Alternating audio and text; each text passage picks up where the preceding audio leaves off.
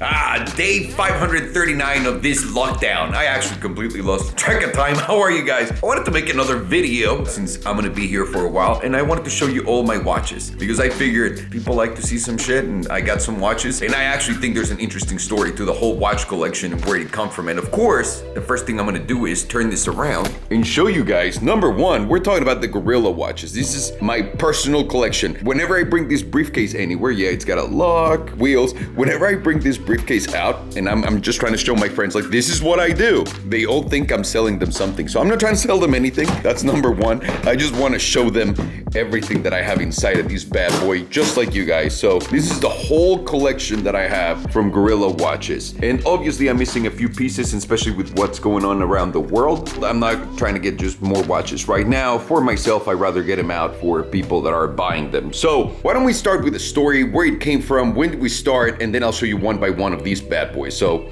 let's get rolling. Look at all of these babies. I love you guys.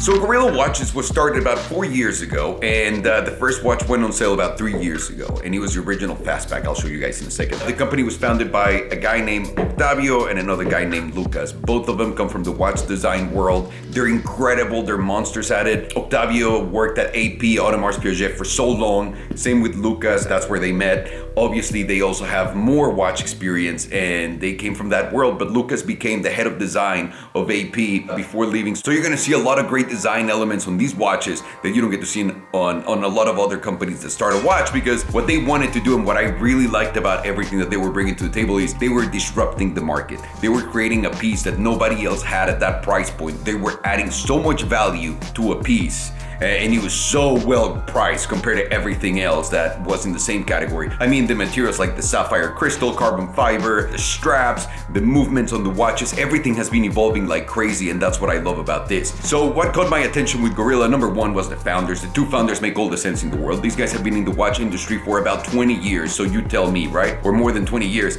So they know exactly what they're doing. They know how to design with a price on point. They know how to design thinking, this is gonna be the place in the market where it's gonna start, and this is the place where nobody's competing against us, and this is the type of designs that we need to bring to the table. So they know exactly how to do it. They also know how to approach retailers. I mean, they basically know it all in that industry. When they hit me up because they wanted some marketing help. They wanted to be able to blow this brand out of the water, and that's what your boy does. So it was more than a pleasure to join forces with these guys, and I gotta say, it's been a hell of a ride. I've learned a lot of great business tricks from this company. I've learned to spot a winner immediately now because of these guys. Because as long as you have the pieces and the people driving it that have experience in retail, that know exactly what that industry moves like, they know all the ins and outs of a certain industry, and they have like the retail connections, pretty much everything is done. All you need is some money and some marketing, right? So outside of that, there was really very little work to be done. So these guys have destroyed every single thing that they did, and I want to show you with the first piece everything that they're all about. These watches were designed by people that love cars. Octavio loves cars. He grew up in Chicago, and he would help his dad build muscle cars. So the whole thing here is they're walking a fine line between watches and car-inspired designs, because they don't want to do it too much, but they don't want to do it too little. They're really throwing the perfect amount of balance into it, and I'm going to show you exactly how with the first original fastback. So let's go and let's look at it.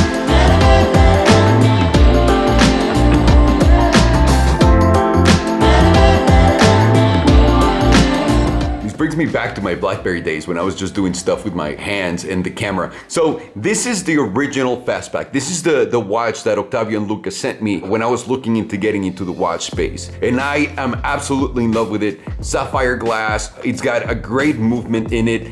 This is forged carbon fiber right here. The materials are great, they're solid, the watch is big and hefty, and this is the first band that they ever created. And the back of the watch looked exactly like this. So this is exactly one of the first original watches that they sent me. And I wore it for 2 weeks, I loved it, and people just kept complimenting it. That's where I knew we had something special. This watch started at $880 and it's completely sold out. This is the first watch that Guerrilla ever made. And now, let me take you into the watches that spun from this one.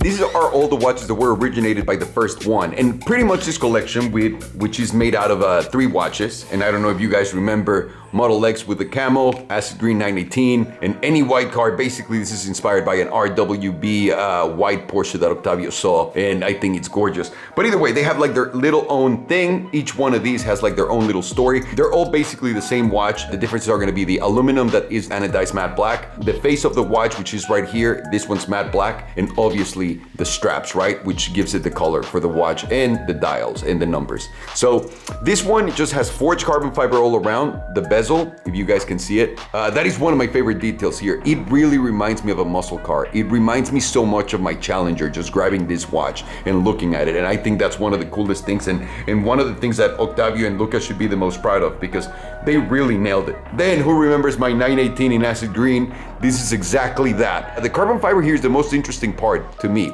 because it's all cut in lines. I've never seen that type of thing in a car done before or in another watch, but Octavio killed it, Lucas killed it with this, the anodized acid green here, just a little acid green detail in there, just playing with the black and whites, same thing, but this one has a glossy face, if you guys can see that, and obviously this is acid green. So this is the acid green version of it, and then here's the RS white. The RS white has a glossy face, anodized red aluminum, and forged carbon fiber all around. You guys can see the forged carbon fiber all around, like right here on the back. And again, everything stays the same, no see-through, you can't see the movement on these watches. So these are $880, and this is the first collection that I released with them. So they came up with the GT, it was released, and then together we announced these, and that was like the first thing we ever did together, and that was an incredible moment in my life, because I couldn't believe, and I still until today can't believe I'm working with these guys, with Octavio, with Lucas, fucking brilliant geniuses. So now, on to the next collection.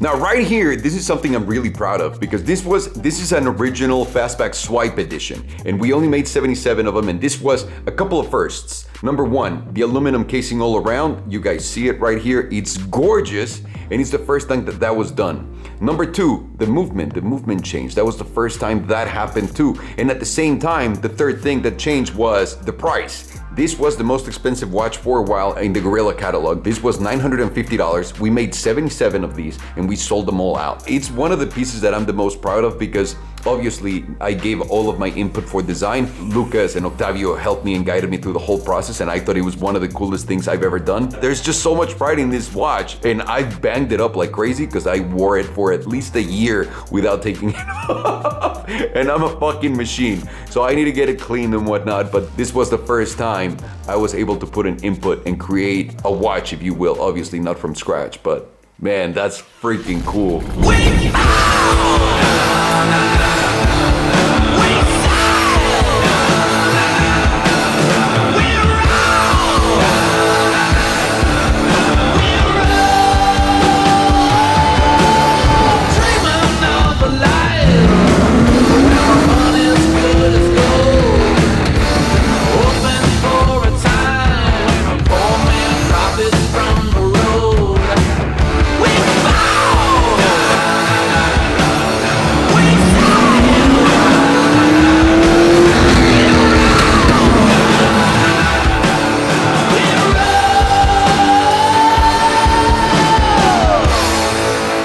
after the Swipe Edition watch, we decided that we were gonna do a new collection, new movement, new style on the watches, and really take things to the next level. These two pieces are named differently. This is the Mirage, this is the Bandit. Obviously, you guys can see what this is inspired on, and this is inspired by that car that Burt Reynolds drove, the Bandit, actually. So in that movie, in case you're wondering. So this is exactly that, the combination of colors. They both have the same movement, the same little style, like the dial became different, the numbers are actually different pieces.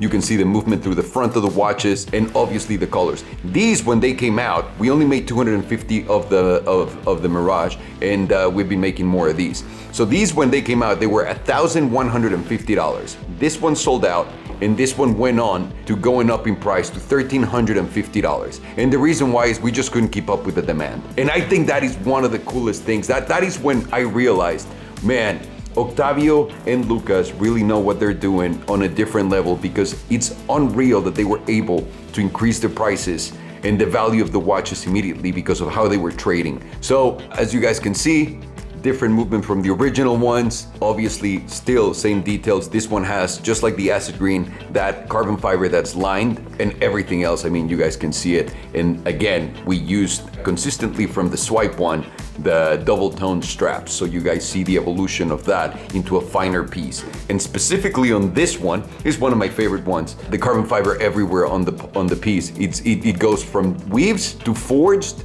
to weaves. And that was the first time I ever saw it done in one of our watches, and that was unreal. Same thing with the movement, so you guys see it. This was the second big collection that Guerrilla came out with, and the one that really put us above the $1,000 mark. And man, how can it not? These are so sexy, and now people want to kill each other for these.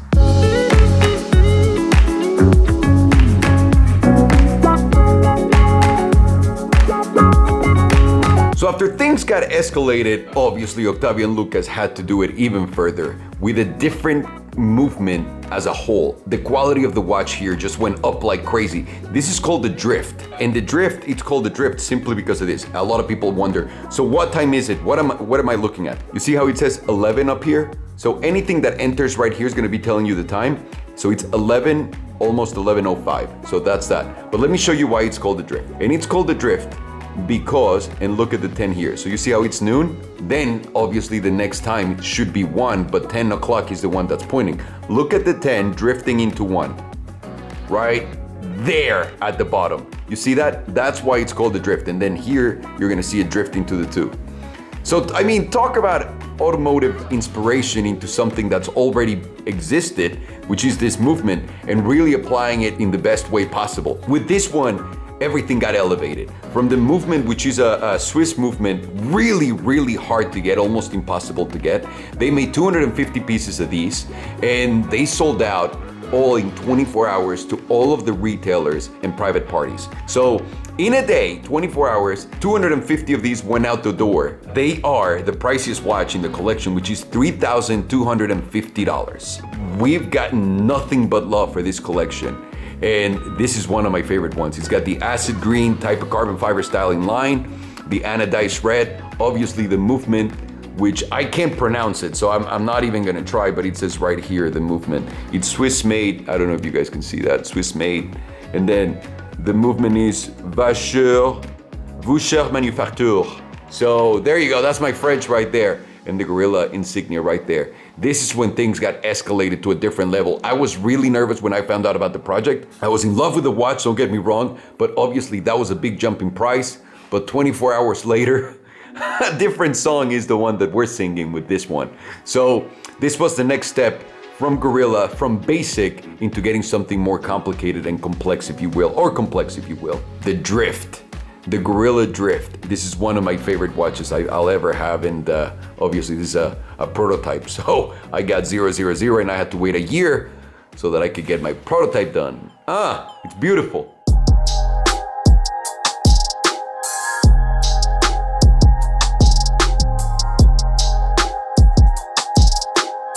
Now, from the most expensive watch that was ever done at Guerrilla, these are one of my favorite ones because they're the access point to the line for everybody. Also, they're somehow the nephews of the Swipe watch because this is where the aluminum went hard into these watches. Obviously, these collections are, you have the blue one, you have the orange one, you have the yellow one. This is the blue, just like I said. There's no exposed movement on the back. These are just like the original ones, but with the aluminum instead of carbon fiber, we were able to make the price a little lower, and these retail for anywhere between $780 and $830. So cheaper than the cheapest watch we ever made. And the reason why is we wanted everybody that didn't have a chance of buying the other ones to get into the game with us, and this is the way that it was introduced. And I love the different look here. I personally, myself, I'm more of a full colored band guy. That's my thing with these, but man, they both have their own little thing, and I love these for the access point to the line. This is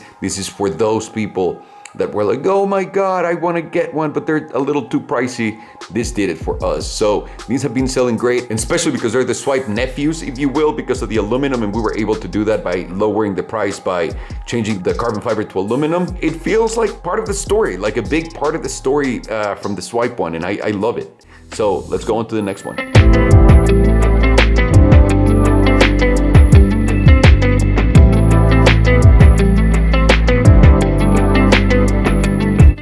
But not least, this right here is a drift. Just like the first drift that we made 250 pieces of them and worth $3,250. This is the same watch, but we made 350 of these. This is obviously called the Elise, the Drift Elise, and it's very Lotus inspired. Reminds me a lot of Formula One because of the livery, the colors. And what I really like about this one is the carbon fiber is just like the one in the Mirage, which is just like the regular wave, forged carbon fiber, regular wave, and forged carbon fiber in here. Obviously, it's got the Swiss movement. It was assembled there.